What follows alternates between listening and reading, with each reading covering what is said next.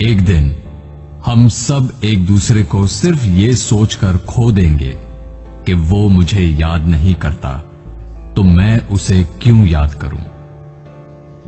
किसी भी रिश्ते को निभाने के लिए कस्मों, वादों और पैसों की जरूरत नहीं है।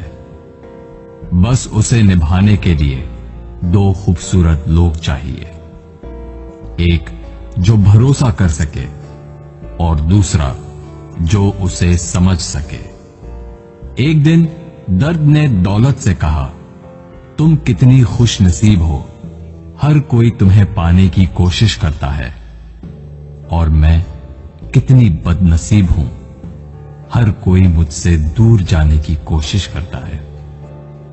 तब दौलत ने दर्द से कहा, खुश नसीब तो तुम हो, जिसको पाकर लोग अपनों को याद तो रखते हैं। बदनसीब तो मैं हूं, जिसको पाकर लोग अपनों को ही भूल जाते हैं।